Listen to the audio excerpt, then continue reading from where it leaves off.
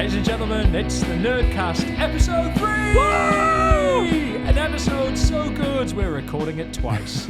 Yes, we recorded it at 8 o'clock this morning before everybody else came into work. And what happened, Steve? Well, Pete, somebody, by which I mean you and me, forgot to turn on the camera, so it was audio only. It was audio only. Which was a shame. And it was gold, wasn't it? It was absolute gold. We will gold never dust. recreate that. But on the plus side, now you can see our faces. Hello. Hello! That wasn't worth it, was it? No, and Kelton very, very rightly had a word with us and told us to go back into our little room and do it again, didn't he? Absolutely. Hard taskmaster, but fair. Yeah, absolutely. And I like the way you said somebody in the singular because it was my fault. I will own that. We have a no-blame culture here at Word Nerds. One fail, we all fail. Well, everything's automatically my fault. There you go. Okay, but we have a great show for you today. We have Theo Scott from Rosebery Housing, he's the customer experience manager at Rosebery, and he was one of the early adopters of our platform, the Word Nerds platform. If you don't know Word Nerds, we are a customer feedback analysis platform. So we take feedback from lots of different parts of housing associations and other organizations and create a single source of customer voice. And Theo's journey is just incredible, isn't it? It's amazing. And I think we've got so much to thank him for because it is always hard to get new things into large organizations. And that's a big part of what Theo talked about, was about how you go about bringing a big organization with you when you want to do something innovative, when you want to do something new. So yeah, he was one of the absolute early adopters of this technology, and particularly in the housing space. So it was really great to sit down and chat with him. And it was a great chat with him because I think a lot of the issues, I don't want to spoil it, but I think a lot of the issues that he touches on are issues that keep coming back with new customers now. And I think it's a really great example of some of the barriers people face when doing what he's trying to do, and how you overcome them as well. Absolutely, he's done a great job of that. Good, yes. So that's in a second. But before we do that, we are voracious learners here at Word Nerds, and we always like to share one piece of learning that we've both found this week. Sometimes it's serious and useful. Sometimes it's absolute nonsense. We make no apologies. Depending on which one it is. Throwing out $5 words like voracious, Pete. That's very impressive. $5 words. It's very good. My piece of voracious learning this week is I've been, as you know, working quite closely on a feasibility study with National Highways. Yeah. They are an organization that are on a data journey, like most organizations are.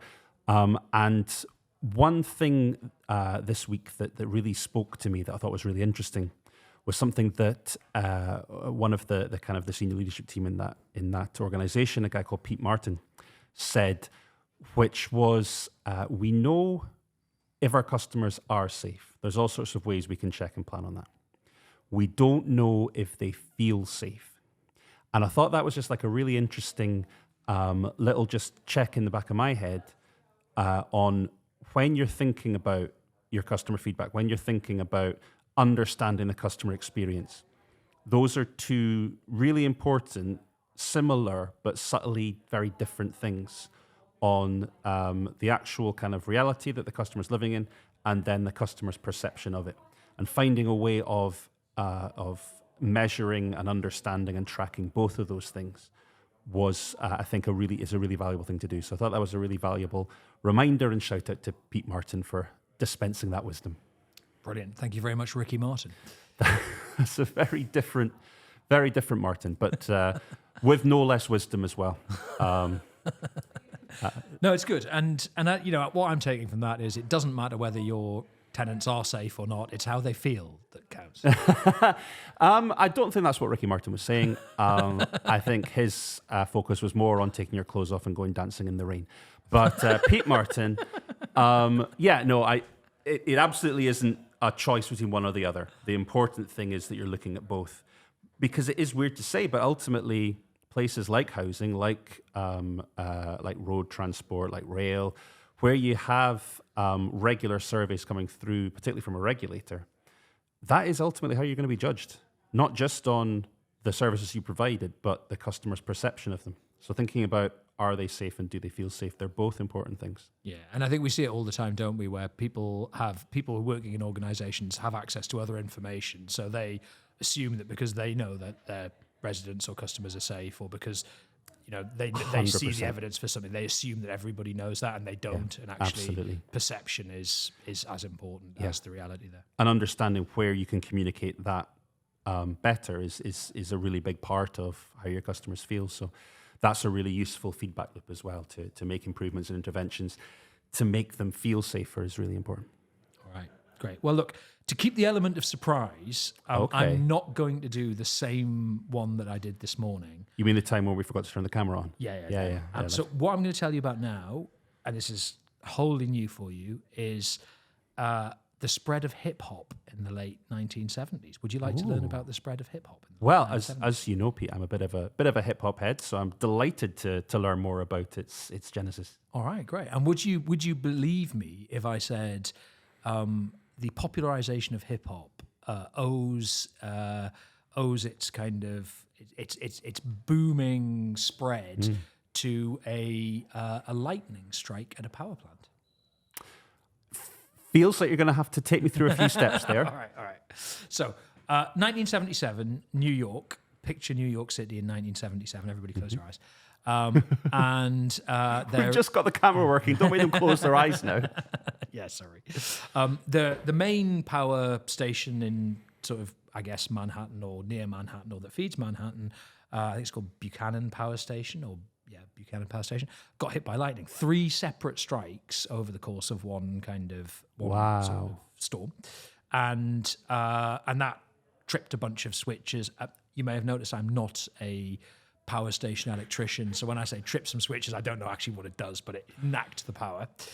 In my head, I'm imagining exactly the same as a normal fuse box, but just really big. Just massive. Yeah, just huge. Love it. So normal size for you. And what happened was this kind of tripped these things, and apparently there's an order that you meant to put the switches on to make them come back online. Sure. And some guy was working there. Usually it's a 15, 20-minute blackout. Woof, off you go, sorted. He did it in the wrong order, knacked some more things, and they were 27 hours without power. Okay. And obviously, New York being New York, everybody was really zen about it and pretty chill. Oh, no, they weren't. They all went out into the street and rioted because it was 1977 New York. And there was things going on. There was a financial crisis. There was a murderer on the loose. Yeah, it was like a heat wave, wasn't it? Heat wave, all that kind of stuff. So, yeah, it's pretty much a Spike Lee film at this point. And everybody goes out and riots. And apparently there was something like 1,600 lootings that day. 50 Pontiacs got stolen from different garages around town. And, the crime spree was just off the radar. And one of the things that was targeted was AV equipment. So people broke into a bunch of people that were selling high-end AV equipment. And at the time, mixing desks, turntables, all of the things that you needed to create hip hop were super, super expensive, and usually outside of the reach of the kind of the black communities where this music was coming up. So, so they didn't really have access to it. Obviously, in the wake of this, there was a lot of police heat trying to recover all of these stolen items, particularly the most expensive ones. Yeah. So they moved hands a few times for quite low cost, and ended up in the hands of the music community in kind of the Harlem areas and sort of the black parts of Manhattan, and they were used to finally people could create the sounds that they knew that they wanted to make, and literally overnight sound started coming, being able to be laid down that then spread across America like wildfire, and that precipitated the whole explosion of hip hop in the US. That is an amazing story. So if it hadn't been for those 3 lightning strikes, then that whole genre of music might not have developed in the way that it did. Exactly, 100%. Wow. Now, it's almost certainly an apocryphal tale. Sure, as all the best tales are. Yeah, but it's great, isn't it? That's so good. Isn't it good? Oh, yeah. There's someone upstairs that really loves hip-hop. And I learned Thor's a big hip-hop fan. Thor is a massive hip-hop fan. Yeah. MC Hammer. No, sorry. Yeah, and so that was all right. I enjoyed that. Thanks. And I learned that from my 13-year-old son this morning on my way to work. Amazing. One of the coolest people I know, your 13-year-old son. So I'm not surprised that he's down on hip-hop. Yeah, man. Fantastic. It's really good. So shout out to Eddie. Shout out to Eddie. That's wonderful. All right, great. Now we've done the frivolous stuff. Shall we hear from Theo and this interview that I'm really excited about? Let's listen to Theo. All right, ladies and gentlemen, here's Theo Scott, Customer Experience Manager at Rosebery Housing. So today we'd love to welcome Theo Scott to the podcast. Theo is Customer Experience Manager at Rosebery Housing Association. Rosebery are now part of the Peabody Group, and Theo is a customer of Word Nerds, and he's here today to share with us his journey pre, during, and post the implementation of Word Nerds as a platform. Theo, thank you so much for joining us. Yeah, welcome. Thanks for inviting me. Not at all, not at all. So Steve and I have a ton of questions. We've been following your use case really carefully. Our customer success team get really excited when new customers come on board. And I think pretty early on, they saw that you guys were avid users of the platform, and they've been reporting back to the wider Word Nerds team about some of the exciting things that you guys are doing. I don't want to put words in your mouth though. So can we start off with you explaining to us maybe the situation that Rosebery were in before you kind of heard of Word Nerds, before you got us involved? Well, the situation we're in is that we were collecting a lot of customer data via transactional and perceptional surveys and the odd ad hoc surveys. And we was getting all this information from customers, which was very useful information. And what our focus was really just to kind of focus on the satisfaction service in terms of the tick boxes, and we didn't really use a lot of comments to kind of enrich the feedback that was being provided. And when we did, it was hard to kind of make sense of that and to make use of it in a meaningful way. So it became very challenging, and all the time was using Excel spreadsheet to do that. And I'll be going through that, making judgments. Well, should that be with here or there? And obviously, as a human being, you're just making some subjective judgments, and it wasn't really a scientific process. But look, we get the job done, but we knew that we could do it a lot better. So you were manually coding the data. You were saying this is a complaint about this. This is somebody. Yes. Wow. To say, yes, that's what we was doing. And how long was that taking you? Well, that was taking a very long time, and it was very tireless. And also, the longer you get, the accuracy was probably less and less. So it was a very laborious purpose. And I could see that the sector was changing, that we wanted to actually reach out more to our customers to get more information, because we know how valuable the feedback is. Because part of my role within the customer is to lead on customer engagement, and we knew the insight as a catalyst to start those conversations. And so I was looking. Not everybody wants to get involved in those sort of traditional methods. They were very happy to communicate via feedback using SMS texting. So we was getting a lot of information, but it was just taking a very long time to use the sort of open comments, what people were saying, which would add into value to the feedback. So that's interesting. So there was a lag time between Yes. the information coming in and you actually being able to do something about it. And also you had the problem of maybe it wasn't as accurately tagged as maybe it might otherwise have been. Yeah, and that was something that we were doing for a long while. And like I said, we was getting the job done, but we knew it required more resources. So actually, it's interesting because what I was thinking, that this can't go on like this, and I was, and I was saying that actually we probably need to create a customer insight role to spend 100% of the time doing this, because to actually make value of the way it was going. So that was what I was thinking. And I was thinking how I could develop sort of a business case to the organization to actually create a customer insight role. And, and that was challenging because budgets are tight. So that wasn't something I knew that we welcome. So I was trying to make a very strong business case. It's really interesting. I mean, as anyone who knows me will tell you, reading a spreadsheet line by line is absolutely my idea of a good time. Yeah. But it's really interesting to hear you say, Theo, that not only are there issues with the amount of time you have to throw at the problem doing it that way, but also that it's not perfect in terms of accuracy either. That people get tired and they can kind of overlook things and that kind of thing.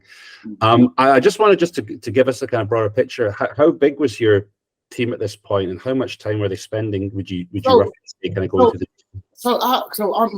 I'm responsible for the contact center, so we get a lot of feedback through it, and I'm responsible for customer engagement and customer insight. So actually, in terms of, we're a medium-sized organization, but we only had one really person doing that, and with my support. So really, it was not 100% role, and it needed that 100% commitment to kind of get the real results we needed. It's really interesting. We definitely see that a lot as well, of organizations that are looking after thousands and thousands of homes, but are having to deal with this part of it with a really small team with a couple of people. So that's really interesting. Yeah. Fantastic. Thanks, Theo. And then, and where did the vision come from to look for a software provider that might be able to do some of this stuff for you? I wish I was so organized. The vision was focusing. The vision was focusing on looking at getting a customer insight officer. But within my role, you get a lot of companies ring you up, offering you the next best thing to help you with your customer insight information and analyzation. And it just one day I got a call from your team, and I thought, oh, here we go again, sort of thing. Is this going to be the next best thing? But actually, it must be called the conversation I had, and I said, actually, this is what they were saying that this could do. I never heard, because I do get a lot of marketing sales ringing me. I never heard that there was time being spent to analyze the comments, which was something that I was finding the most challenging. And I saw it. So when I heard that, I started to say, oh, this is interesting. And at some point, is this too good to be true, though? How does this work? And is it going to be something complicated? I'm not going to need a degree in programming to understand how to make this all happen. Actually, your team kind of gave a real good explaining what, in terms of the name week statistic they use and how. And I thought, I was very intrigued, but I didn't quite get it. But I was very intrigued to learn more, because it was something new that I'd heard in the sector for a long while. Interesting to hear the worries that you had in your mind about that, and don't worry, I'm thick as mince, and even I can use the Word Nerds platform. So we're not all the beta supremos that Steve is. Brilliant. And so what was your first step with Word Nerds then? What was the because you didn't go straight to subscription, did you? You had no. So when I got started, I wanted to get a bit more understanding. So I personally just wanted a demo as to let me see how this system looks. Is it intrusive? Is it easy to use? Would I, and I got that sort of demo, and I said, oh, this looks very intuitive, very easy to use, and I was very intrigued at what it could offer. So I said, and obviously the difficulty I had was actually bringing the organisation along with me, in terms of this was something that was seen more widely used in the commercial sector. Is this something for social housing handled to be using? But I can see that it had some real advantage, and it would deal with some of the issues that we were facing. So I suggested that, I would like to just do a proof of concept exercise with this and see how it would work, whether it would add value, given the sort of environment that we work in. So I said, look, what could you offer in terms of doing a proof of concept? What rather than going fully in, we could test it first, see how it works, and see what value it adds. So it was suggested that we could actually upload all the our transactional protection surveys that we've done over the past year, and actually see what information that tells us. Will it tell you anything that you didn't know? Will it just reaffirm what you did know? Will it pinpoint certain issues? So we said we'll give it a try, and that was backed up with a webinar to all the managers across the organisation to kind of give some feedback, because obviously I had to bring managers with me, not just push them into something quite new. So I really want them to see for themselves and be excited by what this product could offer, not just me trying to sell it internally with the organisation. So that happened. So we uploaded all our surveys on the platform, and after a bit of time, we got a report from Word Nerds with what their findings were and what happened in terms of the feedback that was coming from the survey, and it was really eye-opening. I mean, there was nothing that we didn't know, but it gave a bit more context, gave some meaning, and we started to be able to map where there were some certain trends which we couldn't see easily before, and the scope of what you could, in terms of the deep dives you could do on the platform, was really enlightening. And the biggest thing for me, it was easy to use, and that's what really kind of got, actually, this is really telling us something, and we saw what it could do. We was only focusing on surveys then, but when we said it could do social media channels, look at CRMs, we thought, actually, this is something really exciting, and it really kind of opened the eyes what we could achieve with this. And I didn't have to sell it once we got that webinar and the results were published. It sold itself really. But yes, it was something that we would be setting the trend in the sector for doing. I think at the time there's only one other housing client that you had, so it wasn't widely used. And the question when you're doing something new, the first question I'm asking is, who else is doing this? Well, actually, just to kind of give a bit of reassurance that you're not going down off the track. But I said, actually, no, they're not. But I tell you what, we're going to get ahead of the game, because a lot of people will be using it, particularly with the launch of the tail satisfaction measures. You're going to want this type of information to start to analyze those comments. And actually, as a result of that using word nerds, we've redesigned our questionnaires so we can actually have more fields to actually encourage people to give comments. Like, why did you provide that score? Because actually before we was very nervous and we just might put one comment box because we get the volume. It would be how we can make sense of it. That's really interesting. So why do you think that's important, offering more free text rather than closed questions? Because sometimes people just you get more meaningful feedback. People are going to give more context to what they said in the tick box and actually unearth something that we may not have been aware of, and that's not easily demonstrated by the tick box. Yeah. And I think the other thing that's interesting in what you said is this idea of bringing your fellow leadership team on that journey with you. I think people, as you say, people are often sold tech solutions that are, promising to solve all of your problems and that kind of thing. And there's a degree of personal risk for you, isn't there? If you're bringing something into the business and it's got your name on it, you need to know that it's going to work. Yeah. Talk to us about how you kind of created that culture of getting everybody involved and giving everybody, all of the stakeholders some kind of input into the project and the transformation. Well, that was it was challenging, but what made that easier, because at the time the social regulator was introducing the white paper, and we were aware that TSM was going to be something that we all had to do and produce. And in addition to what our normal transactional questionnaires and surveys, we had to add the TSMs on that as well. So we know that there was an opportunity that we would be getting a lot of customer data in, and we needed to be able to manage this in a meaningful way and able to demonstrate that we're using this information to drive service improvements. And actually, the resources that we had was not fit for purpose. So, it's either we get an additional resource, but you still have the whole human element into that, and it wouldn't be a perfect fix. But we wanted to, and what also was a key thing is that Word was able to offer us real-time feedback, which the process we were using was there's going to be a bit of lag. We do the survey, we get it in, we have to take time to analyze. By the time we analyze, it could be a month had passed before we actually could able to report on what we found. So it was all these challenges, and we wanted to upscale the data collection. So it was a kind of a easy sell when you present the barriers, the problems that we had. This was a solution that we could work with very quickly.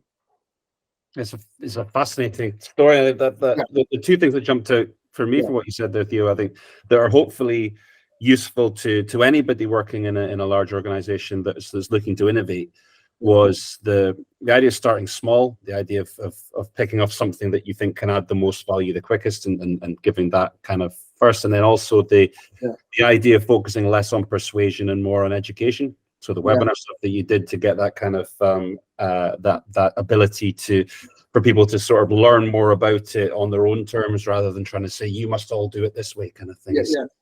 No, and that's why when we've done the proof, I was very keen that once we got the result, I didn't want this to be presented to me. I wanted the whole management team to see the benefits. Because from what I'd seen, I knew it would sell itself, because the information that it was telling us and how we could do more deeper dive. And actually also, I was keen to kind of create dashboards so we can see visuals of what customers tell us in a more easier format, and able to batch up the comments in packages in terms of issues where we can actually focus our improvement in plans on specific areas that residents have said. And it's not only becoming a good database to collect that information, it was also becoming a good engagement tool as well, which is something I previously appreciated that Wordless could do for us. Fantastic. So you did the proof of concept, and you're absolutely right. Rosebery were total early adopters in this. I think you guys and Sovereign were both early adopters within a few weeks of each other, but you guys were definitely ahead of the curve on that one. So hats off to you for that. And then what were the next steps? So you'd done the proof of concept, you'd got buy-in from your leadership team. What happened then? So once we got the buy-in, then because we started on a sort of a starter contract. So we didn't have full access to the season to the platform, and we were reliant on WordNerd to help us update and so forth. So what we got a different license where we could start to try to self-serve what we were doing. But actually, that was where I was a bit nervous, because I thought, actually, this is gonna be quite another challenge in terms of the learning curve to kind of uploading, analyzing, and using data. But actually, that was the process was very smooth in the fact that we was allocated a dedicated customer success manager, and that manager met with us on a weekly basis to kind of talk us through the system, what it can do, how helped us to upload our data, because we didn't have any APIs in place at that time to make it a seamless process, and was very helpful. And actually, what was also more what we'd expect, at that time we set up a number of service innovation groups, which were basically like mini scrutiny groups for residents to meet with staff to actually talk about specific service areas. And we started to use WordNerd as a mirror to say, actually, this is what you're telling us.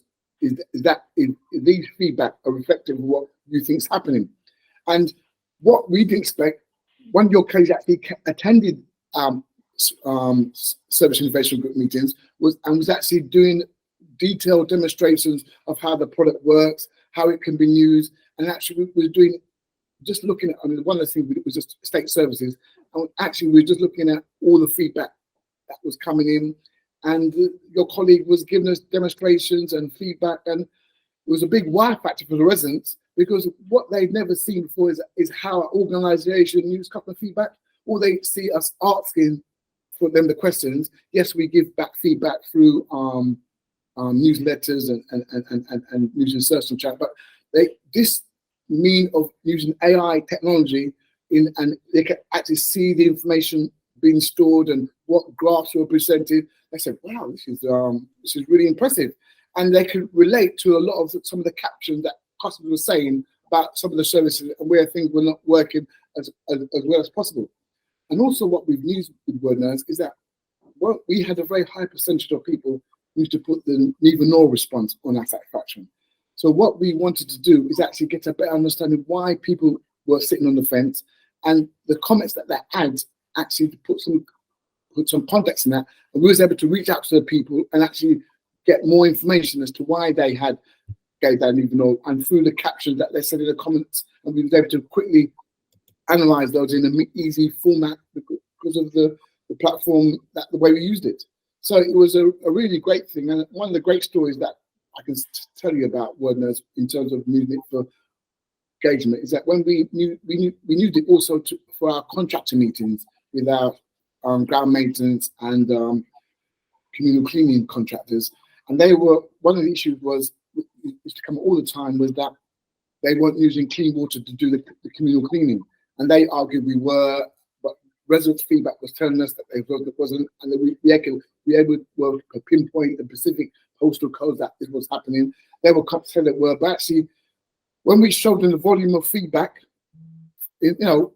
off the platform, what residents saying, nothing that we, and they actually could see what people were saying and their own words. And there's also residents there saying, this is what's happening. They started to backtrack and say, oh, well, maybe, we need to look at this again. And not only they look at it again, we actually identified taps on the estate where they can actually go there to get clean water. And they said that, they weren't aware of that. Surprise, surprise. But given that they already told us they were using it. But anyway, this is where we were. But, what the point I'm trying to make is that it gave us real solid evidence to push back and positively challenge a contractor with evidence that customers had told us, which something was recurring for a number of months, years really, that people were complaining about communal cleaning was not being dealt with in an effective way. And then just the content of seeing those comments, able to read for themselves, was a powerful message for them to change their behavior. And now, that's something that we resolved very quickly as a result of showing that visualization. Wow. So I love this. There's so much about this that I think is really brilliant. The service innovation group stuff first that you were talking about. So your resident groups where you give them, you tell them what you're doing, they give you feedback. Yeah. I think it was Alex, wasn't it, who came down and demoed the platform to you guys. I remember leaving the office one night and she was hanging around for that, and I was like, "What are you doing?" She's like, "Oh, I'm going to Rosebery's tenant meeting," and I was like, "Really? That sounds that sounds perky. That sounds interesting." And what I love about this is, so Steve often advises people on surveys and best practice and all this kind of thing. And one of the things that we often advocate is, the whole kind of "you said we did" thing, showing people the results of the work that you're doing, so that they know that if they fill in this form, somebody's actually going to do something with it. And because everybody gets surveyed to death these days, don't they? And I think the idea that, if you invest some time in this, we're going to actually take it seriously is important to articulate.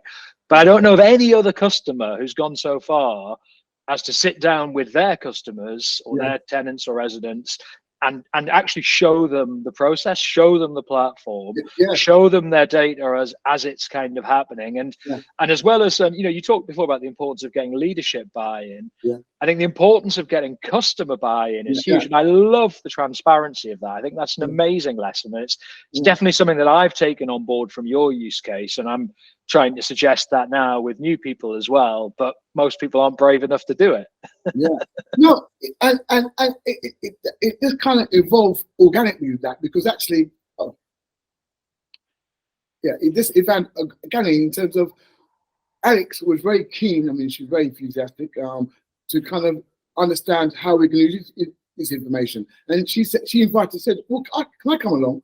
And she just wanted to see how this needs to pan out. And then said, actually, it was her idea that we can actually, some was a hybrid, some was in an office, and some was online.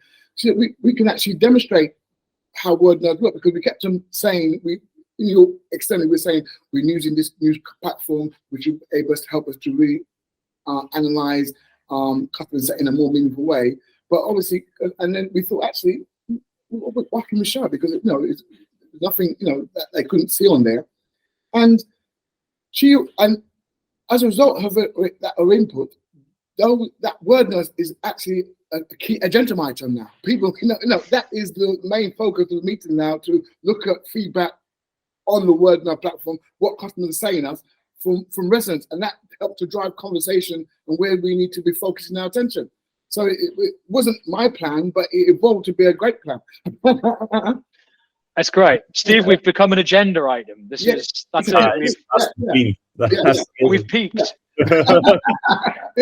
Absolutely. Massive shout out to Alex as well. I remember her. Yes. It was really great. But you seem to be bringing along so many people with you on this journey. You mentioned the contractors as well. The fact that they're responding more to the data because it's easier for you to package and say, "Hey, take a look at all this." Yes. I was really interested just to briefly circle back to what you were saying about the your project where you looked at the kind of the middling reviews that you had. Yes. I've heard people look at what makes positive reviews positive, what makes negative reviews negative. I've never heard somebody looking at what makes middling. And it's such a really interesting and obvious thing to do, because that's they're the people that you can kind of nudge up and you can move up into that positive. Yes. Sorry. No, that's really interesting, because I think the issue that we had is that we was getting a lot of customers. I think the average for people to give that sort of neutral response is around the 10% mark. We was getting well over 15-16% of people giving a neutral response, and we wanted to know why that was. I mean, before we had word, we were trying to put some focus on capturing that those people that gave that response, and then we would contact them, just ask them, why do you say that, and so forth. Easily with word notes, we can capture that and actually get that put into a whole new project that we can look at. And so it makes it easier to kind of do the picking out. And actually, it's more easy to make contact and understand why. And now we tailored our customers throughout. If they ask that, why did you give that score? We never used to ask that under that. Why did you get that score? To kind of put some context into why that is, because we really need to understand. Because giving a neutral response doesn't really help in either way. Really, if you're dissatisfied, oh, we're gonna do something. If you said we're great, well, we can build on that. But this neutral response was just really not helpful. So we rather people came off the fence one way or the other, so we could actually do something positive and take some proactive action. And that's something that we've been using WordNerd to help us with, to kind of pick out those neutral responses, so we can phone those people and get that conversation. And it helps because people welcome that conversation, because people, you're ringing us, but I just gave a neutral response. Yes, but I want to know why you gave that in a bit more detail than what you've already told us in your survey. So it's been a real game changer for us to kind of shift people either way, but and to get that percentage down to something a bit more understandable in terms of statistic terms. And what are the reasons why typically people give a neutral response? Are they being polite and actually they want to be critical, or are they just not bothered? Actually, one of it was communications. A lot of people just didn't know that service, about the service, or they had not received that service, or they didn't know how to access that service. So it was a communication issue. So that was a learning curve for us, that we need to up our game in terms of communication. We made assumptions that people knew what we were doing, but not everybody does. So we've changed how we communicate now. And one of the things that's driven from those, so we regularly do bulletins now, and we send out every bulletin via text messaging to residents about what's happening, if there's any important news, because we find that people are very comfortable to read a text on their mobile device, and we send that to everybody rather than just looking to just put it on our social media channels or on our website. We do direct marketing now. Brilliant. Yeah, So wonderful. This feels like a natural segue into the impacts that WordNerd has had in Rosebery. And I think one of the, Steve and I, our job is to teach computers to pull out the insights in text data, but actually that in itself isn't really useful to people like you. I think until you get to the point where you're actioning the things that WordNerd is finding for you, you're not adding any value to your business. So obviously you've mentioned the monthly bulletins. You're now kind of launching that service, telling your residents about all of the things that you're doing. You've mentioned that you're using it to kind of hold contractors to account a bit better, and to share with them some of the things that your customers are saying. Obviously the service innovation group stuff. What's been the result of all these things? How has the business improved as a result of better understanding of residents? Okay. That's really interesting. And so I need to really kind of talk about because one of the things I probably didn't answer fully is that how we're trying to change the culture within the organisation. Yes, the WordNerd have been a real game changer for us in terms of the customer insight team and understanding how, but what we need to do is to bring the rest of the organisation along that journey with us. And so how we started that, and we talked about more, but let's talk a bit more what that mode that the bulletins do, is that what we, at the moment, when we signed up with the people that were mostly using it was the customer experience and insight team. But what I want to do to change that culture is to kind of push that information out to across all service managers so they can see for themselves and encourage people to self-serve and use the platform. And if they didn't feel confident, I created a WordNerd champion with the organisation to work closely with your organisation so we can train our staff internally to get that sort of immediate support. So the idea of the monthly bulletin was to actually, we kind of package it up whereby all the services that we do on repairs, all the services that we do on estate services, and we do monthly tenant satisfaction measures. We created dashboards on the platform. And what we do with that, and obviously gas services as well, those are the sort of key areas that we do monthly surveys. So we've created dashboards on the platform. And what we've done, we created a bulletin and we've inserted links to each of those key dashboards. And monthly, after we've done our sort of monthly service and the results are all uploaded, we send a monthly bulletin out to all managers with all the links. And we've given everybody, we give them access to WordNerd. So if so they can click on the TSM, they can click on the repairs, and then go straight into the dashboard that we created, which gives a broad view of more detailed analysis of the feedback. And if they want to do more deep dive, they can speak to us, and we can reach out to you directly. But I just want to mention, I wanted to raise their curiosity to go into the system themselves, start looking at the data, playing with the data, and actually if they're not sure, ask, and we get more help. But that is the way to drive the culture for them to self and see for themselves, rather than waiting for my team to put the information out to them, and they've just seen as word nurse as something that the customer experience team use. But I want it for something to be organizationally used, and to be asking us questions, how can we use it better? And is that working? Are people taking that up? We just launched that last month, and it's still early days. But what I've done, with the help of I'm tracking which managers have been opening it, which managers haven't, and I'm going to be following that up over a period of time to say, is there a problem? Why? Yeah, well, have you looked at it? What do you think? So that is a journey that we're on at present. It's such an interesting idea, because so much of we sometimes refer to this as the democratization of data, right? So a lot of the time in large organizations, data is thought of as something that you need to keep hold of, and this is mine, and I will dispense it as and when I see fit. So to allow you to allow everybody in your organization who's interested to get in there to deal with the data, to find the stuff that's relevant and useful to them within it. And like you say, to follow their own curiosity, I think it's a really interesting, approach to that. Yeah. It's Steve. Just going back to some early conversations we had in the growth of Word Nerds as well. One of the it reminds me of pricing conversations we had really early on, and one of the things that we really wanted to make sure was we weren't pricing by seat, we weren't pricing by access to the platform. For precisely that reason, we want as many people in the organization to be able to log into these dashboards and have the benefit of that data. And we felt that a pricing strategy that cost everybody by login was just going to be a barrier to that. So I think it's really interesting a couple of years later to see that being played back in Theo's story. And can you tell, Theo, that's exactly what Steve does all the time when it comes to democratization of data? He's a data despot. Nobody's seeing that data apart from him. I don't think you've ever seen Lord of the Rings. I'm basically there, clinging on to all the data, my precious. No, and because I was keen to drive change, and I want customers to use that data and see what customers say and be proactive rather than reacting to situations. It wouldn't be workable or sustainable if it was just something that was just held within my team. I need to get that information out. I want people to ask us questions. What more would you like? And obviously, yes, we kind of created some template dashboards, but actually, if they want something more specific, that can be created, and we could widen what we're doing. But I need to have that open conversation with residents to get them engaged and to change the culture.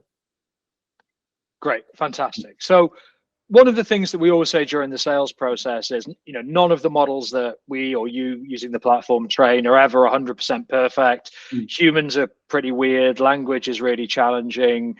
There's always some degree of kind of noise in the data.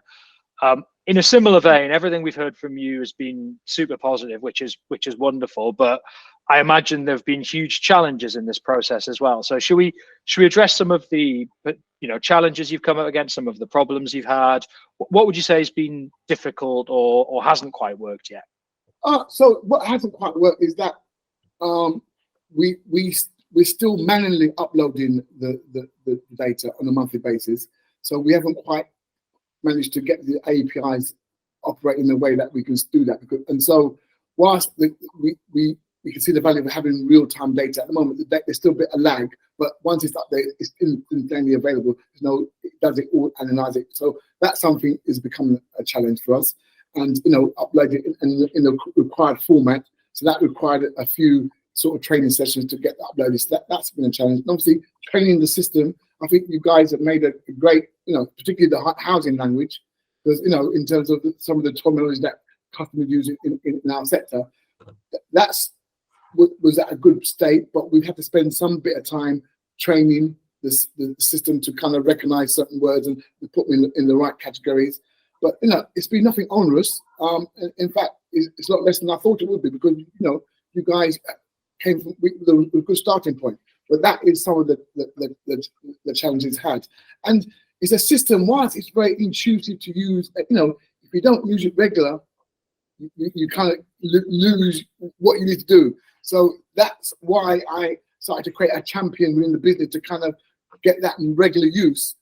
So we didn't have to wait. We could start self-serve ourselves, because actually the system can do a lot of things, and we're probably losing a very small percentage of what you can do. And that's where we want to learn more on how we can do it and train ourselves, because a lot of time has been given by WordNurse with them to have our weekly meetings. Now they moved to monthly, but we had a success plan, and that success plan included how we can understand it better to do our own deep dives and analytic stuff. Because like I said, it can do a lot of stuff. And the next challenge for us is getting the APIs working in, so we can get the real-time data. And what the big thing for us is looking at customers from our contact center. All our agents up a lot of information on our CRM system, and we feel that is a world of data that is untapped, because it'll actually be able to. And we want to start looking at getting WordNurse connected to the CRM system in the contact center. We can start seeing the trends, the issues that are being discussed at first point of contact. And I think that was going to open a world of information for us. Sorry, Theo, when you say contact center, that's The contact center. emails, transcripts of calls, that kind of thing. Yeah. That sounds amazing. Yeah. Sorry, Theo. So what we have started doing, because at the moment customers can use our online portal to raise service requests, which we call My Rosebery. We've started to connect WordNurse to that now. So we started to look at that sort of as a way of seeing what comes through there. But through the contact center there, where we get the emails, phone calls, that's going to be a world of information. And the volume of information there, that will be a real lot of golden nugget there for us. Wonderful.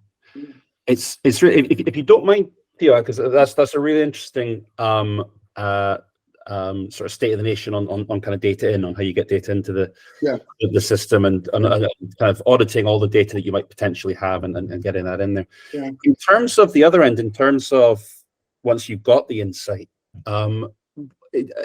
you've obviously made huge strides in terms of getting people to come to the platform. Do you do any kind of dissemination of the data? Do you have any kind of reports that go out and that kind of thing? And so that the kind of the broader organization can kind of see more of that, or is your focus more on getting people onto the platform? Well, it's both. So what we do, obviously, we get those monthly bulletins sent directly to all managers. But what we do once every 6 months, we do a detailed report on all the surveys, which is support.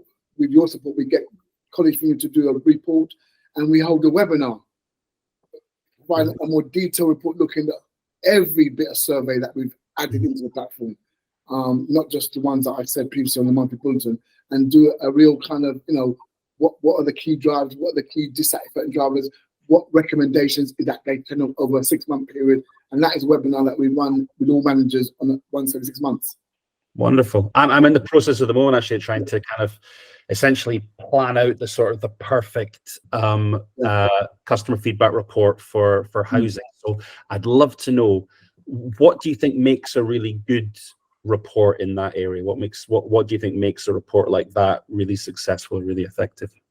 So I think what for us really is looking at talking really about what has been done, and actually explaining where there's a key trend where customers are happy with what things we're doing, and where things are not so well, what things can we do? Because actually we get a lot of answers, but we don't often get possible solutions. So and sometimes what Word does is it actually gives us a lot of questions that sometimes we don't know how to answer, but it's things that we just have to do something with. So it's actually what you do, you kind of give us some sort of recommendations, but actually more active with all the colleagues that you work with. Obviously, maybe you've got the benefit of working a few colleagues now within that sector. They must have some of the same sort of issues and challenges, and maybe they may have cracked some of the solutions that we're all facing, and actually sharing that information a bit more widely. That's really interesting. Yeah, so you've kind of got that action loop of being able to see like, okay, well, these recommendations, you can't do anything about these ones. This is this one we can act on, but then you can also then measure that action and see the next time, in 6 months' time, how that has affected the overall score, and you can see whether your intervention has been successful or not. And that is one of the key jobs, and that's where, that's a challenge, because that is where what we have now. We always didn't have the information in a user-friendly format and easy to understand, that we could actually pinpoint X, Y, Z. This is what we need to do. Now we have that, and the next stage of our sort of discovery and journey is actually taking that information and driving improvement and demonstrating.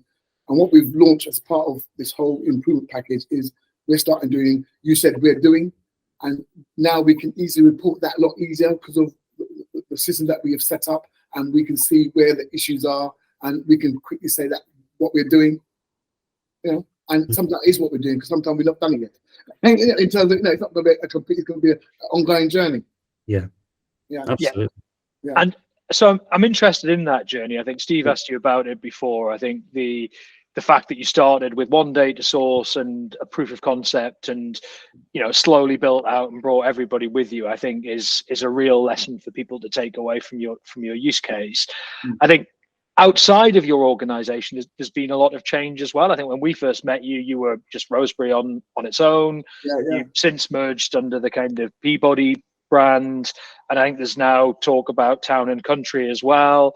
Talk to us a bit about how that landscape is shifting, and how big's the team now? Is it still you and one other person, and you're dealing with all of this increasingly voluminous data from different brands, or how's that going to change in the future? Well, there's been a lot of change. Obviously, just kind of, my team is responsible for the contact center, complaints, which I didn't even talk complaints, we started to look at WordNotes as well. Complaints, customer insight, and customer engagement.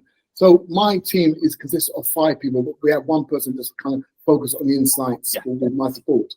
Now, I mean, our journey is kind of been varied over the last 2 years, really, because 2 years ago we became part of Catalyst, and we became a subsidiary of Catalyst. And then a year later, Catalyst informed us that actually we're going to be merging with Peabody, and obviously we was a subsidiary, so they took us along with us. So Catalyst merged with Peabody, then we became a subsidiary of the Peabody Group. But Peabody at that time had a subsidiary called Town and Country, which operate in Kent, and we operate in Surrey, which is quite neighbouring counties. And it was decided when they merged together that actually Rosebery and Town and Country were 2 very successful, good, well-performing subsidiaries. They said, actually, you're neighbouring counties. Why don't you guys merge together? So now since April, we've merged with Town and Country and become a part of the Peabody Group. And we are, whilst Peabody and Catalyst are trying to, the transition of merging those 2 big organizations, they've left Town and Country Rosebery to kind of work together more closely to bring the best of both worlds, to develop their policies. And I've been sharing what we've been doing, because the group Peabody were very interested in, what's Rosebery doing and what's this word now, because I've been very proactive in posting it internally, and anybody who wants to hear, I'm telling them what we're doing because I can see the values of it. So I had a meeting with some of the executive team at Peabody to talk about what we're doing with WordNotes. And I think when your colleagues came to me to kind of present to them what we're doing, how we're using it, and they were very impressed, but they thought we was a bit too far ahead where they're at. They're bringing 2 very big organizations together, but they can see the value, but we've just, it's something they're going to have to catch up rather than try to pull us back. So they said, keep us informed. We can see that there's a lot of value in that. So we're kind of focusing on developing WordNotes or wider use within TC at Town and Country and Rosebery, and that's a conversation that's going to be ongoing. It's fascinating. You must have enormous business cards, Theo, to fit on all the I'm forever updating my LinkedIn. I mean, every time the transfer window opens, you must hide under the desk, Theo. That's fascinating, though. And yeah, absolutely. Getting that kind of helping people to move at their own pace is also really important. And like we talked about before, there's no point in trying to force people when they're not ready to get to this stuff, but rather try and educate them and try and develop their understanding of what's possible. Yeah. I mean, but it's been interesting because obviously we started using this over 18 months ago, and I don't know, but obviously during that time, we was invited by Housemark. Somehow they heard about what we were doing, and they invited ourselves along with WordNerd to come do a presentation to the customer experience group to talk about what we're doing. And there was a lot of interest. People thought, wow, are we becoming the Amazons of this world in terms of looking at customer data? So some people were a bit nervous, but but as a result of that, there was a lot of interest, and a lot of people have come to me directly asking me how we've used it and in a bit more detail. And because sometimes historically housing had always been sort of the poor relations in terms of embracing new technology and don't want to wet their feet in unless it's been tried and tested and everybody knows it's working.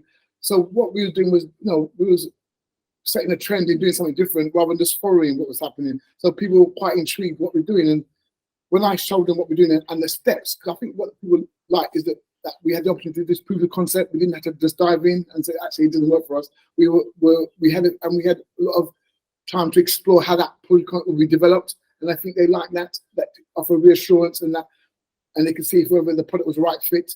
And the world that we're in now with TSMs and better understand and giving residents more of a voice, this is a tool that we can use to give residents voice and show that we use their information in a really informative way.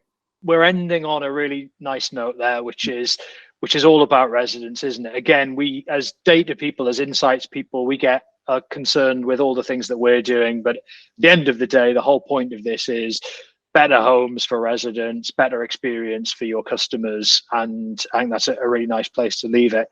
Theo, customers are supposed to be like children. You're not supposed to have your favorites, but I absolutely love the way that you guys from the get-go have gone about implementing WordNerds. I think it's a really interesting and different case study. The transparency, the way that you've brought everybody along with you, we don't often see that in our customers, and I think it's to your credit, and I think we can all learn from the implementation journey that you guys have been on. So thank you so much for sharing your story with us this afternoon.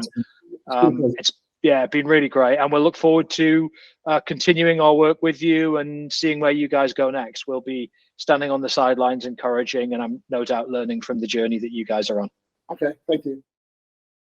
So there we have it. Theo Scott from Rosebery Housing. Steve, what an interview. Talk me through the bits that made an impression for you. I had a great time talking to Theo. I thought there was so much to pull out there.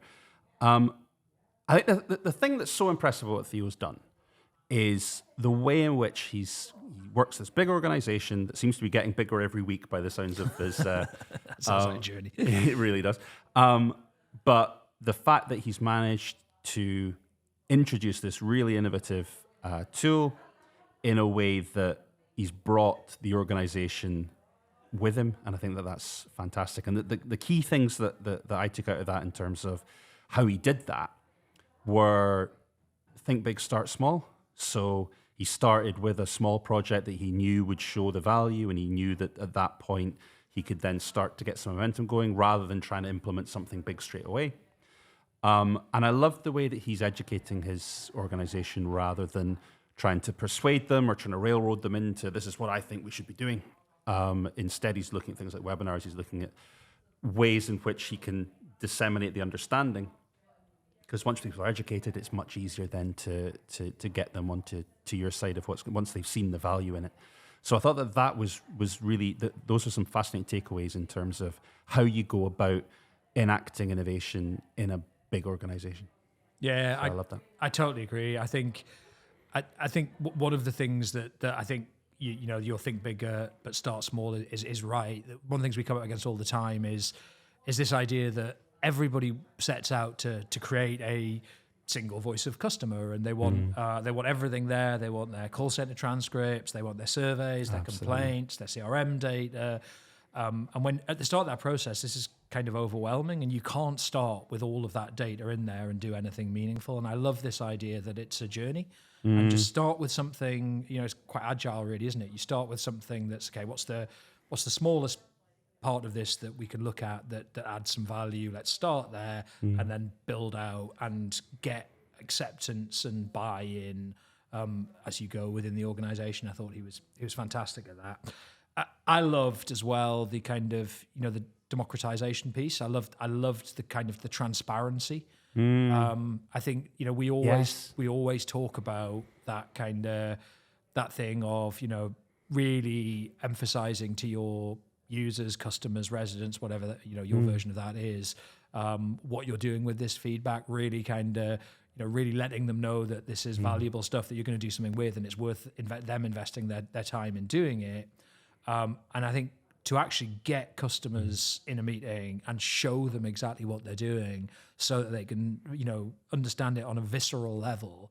I've never heard anybody do that before. None of our customers, to my knowledge, have done that. And I imagine, there's risks associated with that. Yeah. Will they understand it? Will they push back against it? How will they feel about it?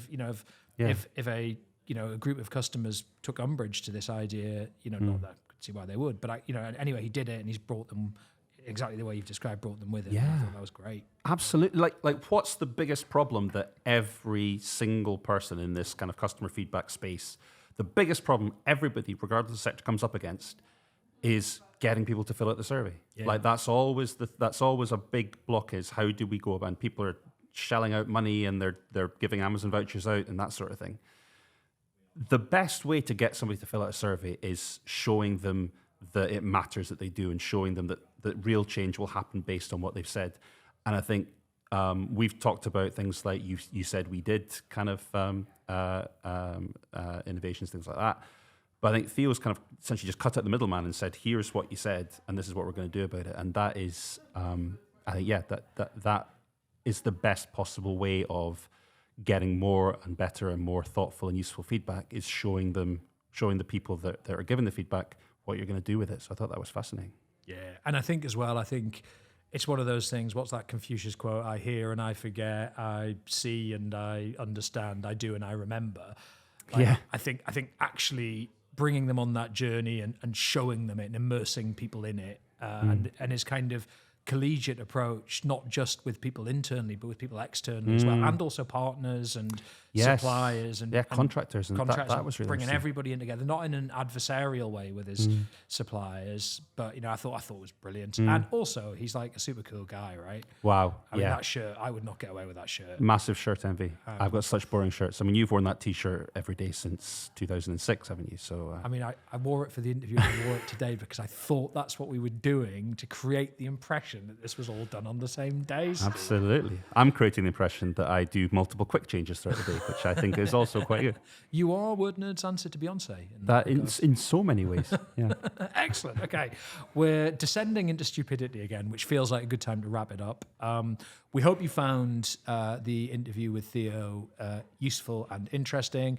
We did worry a little bit about whether this was kind of a bit salesy, but we do get asked all the time from housing associations, who else is using it, what are they using it for, and we've taken the view that you'd rather listen to a contemporary talk about us rather than us wang on about how brilliant we are. And and I thought Theo did a great job of sort of presenting the challenges and the obstacles and everything, warts and all. So hopefully that was useful.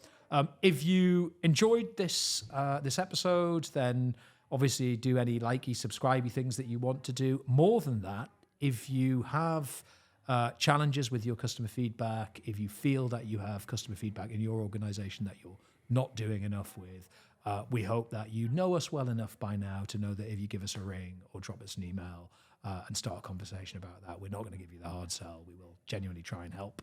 And if that means working together, great. And if not, great. We'll let you know what you can do. So that's it for today. We will look forward to seeing you next time on the Nerdcast. Steve, thank you as ever for your time. Any closing thoughts from you? I'm going off to listen to some Ricky Martin now, which I'm very excited about. Of course you are. Thanks very much, ladies and gentlemen. Goodbye.